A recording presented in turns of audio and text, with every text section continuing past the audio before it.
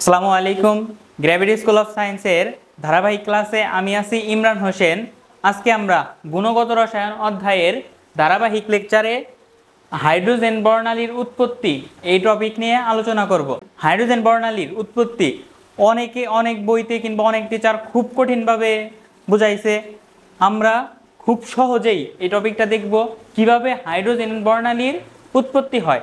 আমরা যখন একটু খেয়াল করেন, আমরা যখন বর্ণালী পড়তেছিলাম বলছিলাম পদার্থের গঠন অনুসারে বর্ণালী তিন প্রকার। পদার্থের গঠন অনুসারে বর্ণালী তিন প্রকার। কি কি যেন ছিল? প্রথমে ছিল পারমাণবিক বা রেখা বর্ণালী, আণবিক বা গুচ্ছ বর্ণালী এবং নিরবিচ্ছিন্ন বর্ণালী। সেই পারমাণবিক বা গুচ্ছ বর্ণালীর যে ছিল তার উদাহরণ ছিল হাইড্রোজেন বর্ণালী। তাহলে আমরা সেই হাইড্রোজেনের রেখা বর্ণালী দেখব কিভাবে উৎপন্ন হয়। প্রথমেই আমি একটু পারমাণবিক বর্ণালী মানে পারমাণবিক বা রেখা বর্ণালীর সংজ্ঞাটা আপনাদের একটু দেওয়ার চেষ্টা করি, আপনারা একটু খেয়াল করবেন। পারমাণবিক বা রেখা বর্ণালীটা কি ছিল?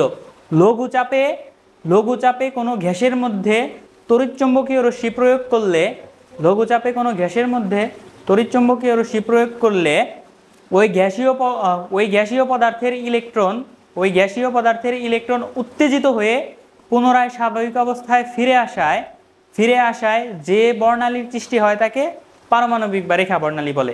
এখন দেখব হাইড্রোজেনের ক্ষেত্রে এই জিনিসটা আসলে কিভাবে ঘটে, খুব সহজে দেখার চেষ্টা করব। আমরা একটু দেখেন, আমরা ধরি আমাদের কাছে হাইড্রোজেন গ্যাস আছে এবং এটা কি আছে? লঘুচাপে। কি আছে? লঘুচাপে। এবং এখানে আমরা কি করব? এই হাইড্রোজেন গ্যাসের মধ্যে তড়িৎচুম্বকীয় রশ্মি প্রয়োগ করব।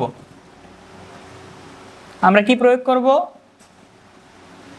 তড়িৎচুম্বকীয় রশ্মি প্রয়োগ করব। এখানে একটু খেয়াল করবা সবাই। তড়িৎচুম্বকীয় রশ্মি প্রয়োগ করা মানে আমরা বুঝবো শক্তি প্রয়োগ করা।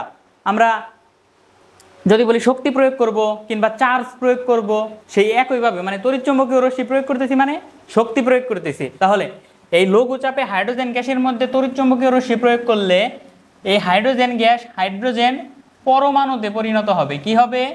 হাইড্রোজেন গ্যাস হাইড্রোজেন পরমাণুতে পরিণত হবে। প্রথমে হাইড্রোজেন গ্যাসের মধ্যে আমরা তড়িৎচুম্বকীয় রশ্মি প্রয়োগ করছি এবং এর ফলে হাইড্রোজেন গ্যাস কিসে পরিণত হয়েছে? হাইড্রোজেন পরমাণুতে পরিণত হয়েছে। ঠিক একইভাবে এই হাইড্রোজেন পরমাণুর মধ্যে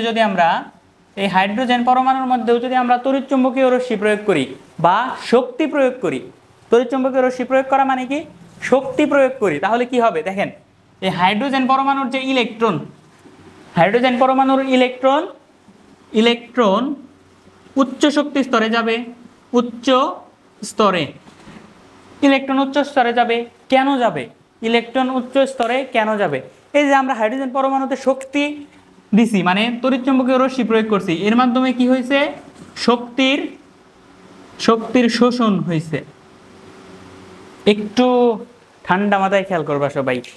আমরা প্রথমে লঘুচাপে হাইড্রোজেন গ্যাসের মধ্যে তড়িৎচুম্বকীয় রশ্মি প্রয়োগ করছি বা শক্তি প্রয়োগ করছি, এর ফলে হাইড্রোজেন গ্যাস হাইড্রোজেন পরমাণুতে পরিণত হয়েছে এবং হাইড্রোজেন পরমাণুর মধ্যে আমরা যখন তড়িৎচুম্বকীয় রশ্মি প্রয়োগ করছি সেটা শক্তির শোষণ করে উচ্চ শক্তি স্তরে চলে গেছে।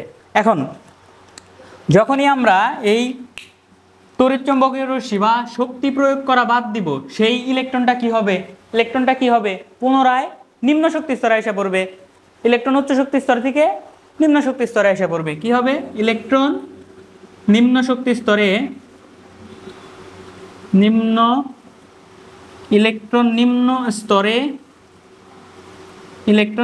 স্তরে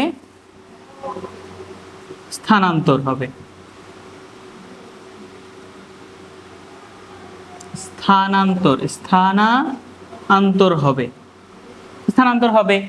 এবং আমরা জানি যখন ইলেকট্রন উচ্চ শক্তি স্তর থেকে নিম্ন শক্তি স্তরে আসে, কি হয়? ইলেকট্রন উচ্চ শক্তি স্তর থেকে নিম্ন শক্তি স্তরে আসলে শক্তির বিকিরণ হয়। শক্তির কি হবে? বিকিরণ হবে। এখানে শক্তির বিকিরণ মানে আলোর বিকিরণ হবে। শক্তির বিকিরণ মানে কি হবে? আলোর বিকিরণ হবে। শক্তির বিকিরণ হইতেছে মানে আমরা কি বুঝবো? আলোর বিকিরণ হইতেছে। তাহলে এই যে যে শক্তির বিকিরণ বা আলোর বিকিরণ আমরা যাই বলি না কেন, এই শক্তির বিকিরণের ফলে কি হবে? শক্তির বিকিরণের ফলে মানে আলো বিকিরণ হবে এবং আমাদের সেই কাঙ্ক্ষিত হাইড্রোজেন এর রেখা বর্ণালীর সৃষ্টি হবে, রেখা বর্ণালীর সৃষ্টি। দেখেন কতটা সিম্পল, আমরা একটু চিন্তা করি। আবার প্রথম দিয়ে দেখেন একটু, লঘু চাপে আমরা হাইড্রোজেন গ্যাস রাখছি এবং তার মধ্যে তড়িৎচুম্বকীয় রশ্মি প্রয়োগ করার ফলে হাইড্রোজেন গ্যাস হাইড্রোজেন পরমাণুতে পরিণত হয়েছে এবং হাইড্রোজেন পরমাণুর মধ্যে যখন আমরা তড়িৎচুম্বকীয় রশ্মি প্রয়োগ করছি সেটা শক্তির শোষণ করে উচ্চ শক্তি স্তরে গেছে ইলেকট্রন, এবং ইলেকট্রন শক্তির বিকিরণ করার ফলে নিম্ন শক্তি স্তরে স্থানান্তর হয়েছে বা নিম্ন স্তরে স্থানান্তর হয়েছে। এখন শক্তির বিকিরণ মানে আমরা বুঝবো আলোর বিকিরণ। এই শক্তির বিকিরণের ফলে হাইড্রোজেনের রেখা বর্ণালীর সৃষ্টি হয়েছে। আমরা যখন একটা সিলিন্ডারের মধ্যে এই গ্যাসের মধ্যে মানে হাইড্রোজেন গ্যাসের মধ্যে এই তড়িৎচুম্বকীয় রশ্মি প্রয়োগ করব, তখন যে কিছু আলোক রেখার সৃষ্টি হবে বিকিরণের ফলে, সেগুলো আমরা স্পেকট্রোমিটারে মানে বর্ণালী মাপক যন্ত্রে বিশ্লেষণ করলে এই হাইড্রোজেনের রেখা বর্ণালী দেখতে পাবো।